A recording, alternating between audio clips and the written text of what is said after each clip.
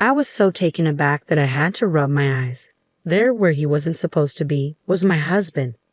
Why? Why are you here? I stammered. My husband was supposed to be on a business trip to New York, yet here he was in Los Angeles in a hospital of a neighboring city. The shock didn't stop there. Next to my husband was a woman and a child snuggled up close. The mother and child were smiling gently at my husband, and he, in return, was smiling warmly at them. Anyone who didn't know better would think this was a snapshot of a happy family, but I knew differently. What I was witnessing was an odd scene where my husband was with an unknown mother and child. I couldn't just stand by and let this pass. I slowly approached them and called out from behind. My name is Farah, 35 years old. After graduating from university, I started working at an advertising agency. I got married at 28, and it's been 7 years now. My daughter, Emily, who I gave birth to when I was 30, is almost 5 now. She's been growing up healthy and strong without any major illness. My husband, Jacob, is a corporate employee, but he's been increasingly busy for the past few years, frequently coming back late at night and going on business trips. For that reason, our daughter Emily has developed a slight aversion towards him. "Mommy, is Daddy coming home today?" my daughter asked me as I was preparing dinner. I paused from my cooking, looked at her, and replied, "He will come home, but he might be late as usual. Daddy seems to be busy with work." "Really? Then it's just you and me until bedtime?" she asked. "Yes, that's right," I answered. "Yay! Hey Mom, let's watch the anime we recorded together." "Okay, after we eat dinner and take a bath." My daughter's face lit up instantly and she went to spread a tablecloth in the living room. Seeing my daughter visibly happy about my husband's late return made me feel a bit complicated, but it couldn't be helped. It wasn't unreasonable that my daughter wasn't attached to him. My husband only came home to sleep. We used to go out as a family on our days off, but the last time we did that was more than a year ago. My husband's work was so busy that working on weekends was not unusual. On his days off, he would go out alone. He was home very rarely, and when he was, he just locked himself in his room to watch movies or browse the internet. Especially in the last year, he had no conversation with our daughter, and they didn't speak to each other even when they were face to face. I was always the one who had to mediate, which was quite stressful considering we are a family. Our daughter, Emily, is almost 5 now. If we keep going like this, I'm afraid she will really stop being attached to my husband. She used to love going out as a family and adored my husband. I want them to go back to how they used to be. Thinking of this, I decided to wait for my husband's return to try to change this situation. When I greeted him with a welcome home as he came in late at night, he made a clearly displeased face. Although I was a bit annoyed by his attitude, I decided to start a conversation anyway. "Hey Jacob, you haven't had a proper conversation with Emily for about a year, have you?" "Not really. I don't think so. There's nothing to talk about," he replied. "You are her father. I wish you would act like one. All of her friends go out as a family, and only our house doesn't even talk to their father. Don't you think that's sad? What's the point of saying that?" "I'm not playing around. I'm working," he said dismissively. "I understand that, but I think Emily is the one suffering if this continues," I said. My husband sighed in annoyance and slumped heavily on the sofa. When I sat down next to him, Jacob slowly loosened his tie and told me, "I'm sorry, but I'm really busy right now. I'm up for a promotion, and I want to focus on my work." "I can see your dedication to your job, but isn't family also important? I understand that working on weekends is tough, but maybe just one day," I suggested. "I don't want to be left behind by my coworkers. You understand, right? I'm working this hard for our family, don't you see?" he replied. "I understand that," I said, hesitating. I knew my husband was working hard, dedicating himself to his job for the sake of his promotion, but in his immersion in work, he seemed to have lost sight of our daughter and me. If things continued this way, it wasn't just his relationship with our daughter that was at stake, but our entire family bond might be at risk. Feeling anxious, I gathered my courage and decided to be frank about my feelings. "Jacob, please, I understand you're busy, but I want you to keep Emily's birthday free." "Ha, her birthday?" he asked. "Yes, it's the first Sunday of next month. Her birthday is actually on a Friday, but I also have work on weekdays. I want to take her somewhere on Sunday." "I don't know about next month's schedule yet," he said. "But at this point, there aren't any business trips scheduled, right? Even if it's a work day, you can take one day off." Please, for Emily's sake, I pleaded. Despite my persistent pleas, my husband tersely said, "All right, I got it." I knew he was in a bad mood and had agreed reluctantly, but I was still relieved and happy. The next day, while having dinner, I felt a small glimmer of hope. I asked Emily, "Hey Emily, your birthday is coming up, isn't it? Is there something you want?" "Wow, really? I want an ice cream maker," she exclaimed. "An ice cream maker, huh? Well, let's go check it out together next time," I said. "Yes, yay, so happy," she replied, watching my daughter happily enjoying her hamburger. I thought this was a good moment. I put down my chopsticks, looked into her eyes, and said, "Emily, how about we go out with Daddy on your birthday?" "Huh? Daddy? Isn't he working?" she asked. "Daddy said he's going to take the day off for your birthday, so let's go somewhere you want to go, just the three of us." "Really? I want to go to the amusement park." "All right then, let's go to the amusement park. You can choose anywhere you like, as long as it's somewhere we can go, okay?" "Yay, Mommy, thank you." Throughout the meal, she was restless, repeatedly asking, "Is Daddy really coming too? Can the three of us really go?" It was adorable, and I couldn't help but smile. I thought she disliked her father, but it seemed she was indeed lonely deep down. She seemed much happier than I had imagined, particularly at the prospect of the three of us going out together. One day, with the weekend trip to the amusement park ahead, my husband, unusually home earlier than usual, awkwardly began, "Well, you see." I asked what was wrong, and after a moment of silence, he reluctantly spoke. "I have a business trip from Thursday to Sunday this week," my husband said. "What? What are you talking about? We promised to keep those days free for Emily's birthday, didn't we?" I replied, shocked. "What can I do? The person who was supposed to go suddenly couldn't, and I was the only one available as a replacement," he explained. "Even so, why didn't you refuse? Do you know how much Emily was looking forward to it?" I asked, my frustration growing. "What could I have done? It wasn't a situation where I could just refuse," he said, raising his voice in anger despite our daughter sleeping in the next room. I tried to calm him down, but he continued to yell, his face turning red. "You have it easy, working in a company where you can leave on time, but it's not like that for me. In a highly competitive environment, everything depends on how quickly you can get promoted. What's with all this talk about promotion? Sure, I understand work is important, but what about us? What about your family?" I asked, my voice trembling. "Supporting your husband is also a wife's duty. This is why I can't stand people working in cushy jobs," he retorted. "What?" I said, stunned. "At least can you come back early on Sunday?" I pleaded. "That's impossible. The business trip is in New York, and it takes 5.5 hours one way by plane. In any case, I can't get out of the business trip starting from Thursday. You should go on your own," he said, dismissively. "Wait, Jacob," I called after him, but he ignored me and left the living room. Only my sigh echoed in the room as I struggled with how to explain to our daughter. On Thursday night, after my husband left for his business trip, I reluctantly decided to tell Emily the truth.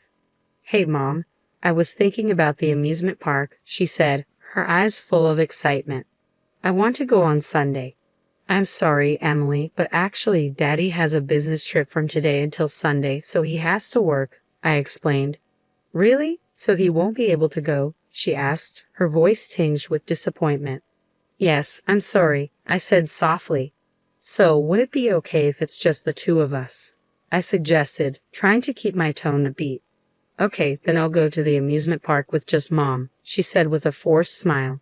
The moment of silence that followed spoke volumes about her true feelings. She probably wanted to go as a family of three, but to prevent causing me distress, she pretended to be okay. Noticing this, I felt a wave of guilt that almost brought tears to my eyes. However, I managed to hold back my tears for the sake of my daughter, who was smiling in front of me. Even though I'm alone, I'm determined to make Emily enjoy herself on Sunday. Several days later, on the day of the amusement park visit, my daughter woke up early in the morning and started preparing to go out on her own. We left the house at 7 a.m. so that we could enter the park as soon as it opened. Emily seemed really excited and happy throughout our time at the amusement park, but on closer inspection, her face was slightly flushed. Worried, I stopped her. "Emily, wait a minute." "What is it, Mom?" she asked, looking up at me. I grabbed her arm and put my hand on her forehead. I felt a tremendous heat surge through me. Wait, Emily, you have a high fever. Why didn't you tell me? I exclaimed, worried. I'm not feverish. Come on, Mom, let's go ride the merry-go-round, Emily insisted, trying to brush it off. Emily, I think you have a very high fever. Shouldn't we go to the hospital together? I urged. No, I finally got to come here with you, Mom, she said weakly. Perhaps her body was really in pain as she collapsed on the spot. Why didn't I notice it until it got this bad? I thought, overwhelmed with guilt. Driven by guilt, I carried my daughter and hurriedly took her to the university hospital. I informed the reception that it was our first visit and rushed to pediatrics. Her temperature was over 40 degrees, and she was immediately given an IV. We'll keep an eye on her here, so you should rest a little too, the nurse kindly advised, which slightly calmed my desperate heart. I decided to take a break on a bench in the rest area after going to the hospital store and buying some necessary items for my daughter. As I walked around the hospital, I heard a familiar voice. When I turned towards the voice, I couldn't believe my eyes. "Ha, Jacob. Why are you here?" I stammered in shock. I couldn't believe what I was seeing. My husband should have been on a business trip to New York. Despite this, why was he in Los Angeles, even in a hospital in the next city? But that wasn't the only surprise. Beside my husband was a woman and a child, seated as if leaning against him. "Mom, are we going shopping after the hospital visit, right?" Emily's voice brought me back. "Yes, we are. The three of us," I replied, trying to maintain composure despite my racing thoughts. "Yay, soon we can go out as a family of 4. I'm excited," Emily said cheerfully. "You're about to become a big sister, so you need to be responsible, okay?" The woman beside my husband said affectionately, her round stomach revealing her pregnancy. From what I overheard, it seemed the mother was pregnant with her second child. My husband was happily stroking her stomach, and the mother and child were smiling softly at him, with him returning the smile kindly. If a stranger saw them, they might think it's a scene of a happy family, but not for me. What I was seeing was a strange scene.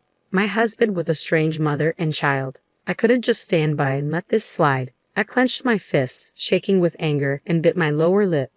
So, that's how it is. Working on holidays, business trips. In the end, they were all lies. I can't forgive him for continuously betraying me and Emily. I muttered to myself, feeling a surge of betrayal and hurt. I took steps towards them, stood behind them, and slowly opened my mouth. "So, the business trip is over already, huh?" I said sharply. At the sound of my voice, my husband turned around abruptly. His face was ashen, and he looked like he had seen a ghost. Desperately, he squeezed out words. "Vera, why are you here?" "Emily and I went to the amusement park, but she got a fever. She's getting an IV right now. More importantly, why are you here?" I demanded, my voice tinged with anger and confusion. "No, well, that is," he started, clearly flustered. "And who are these people?" I asked, turning my attention to the woman standing beside him. Upon hearing my question, the woman looked down, her face turning pale. "You, miss," I continued, my voice steady but filled with intensity, "what were you doing just now? Today's the day of Mom's prenatal checkup. Even though Dad is busy with work, he always accompanies us to the hospital," the little girl pecked up innocently. "That's nice. You must really love your mom and dad," I replied, trying to maintain composure. "Yeah, we're going to the amusement park together next time, right, Dad?" the little girl continued, unaware of the tension. My husband, startled, forced a strange smile on his face. Just then, the little girl said she was going to the restroom, providing me with the perfect opportunity to confront my husband. "Would you care to explain?" I asked, my voice cold and accusatory. "No, it's not like that. This is," he began, clearly struggling to find an explanation. "What's not like what? From what I heard, you're the father of both that girl and the baby in her mother's womb. Yet you kept telling me and Emily that you were working or on a business trip. Just how low can you stoop?" I interrupted, unable to contain my anger any longer. "Wait, let's calm down for a moment, okay? I wasn't planning to leave you or anything," he pleaded, his expression a mix of guilt and desperation.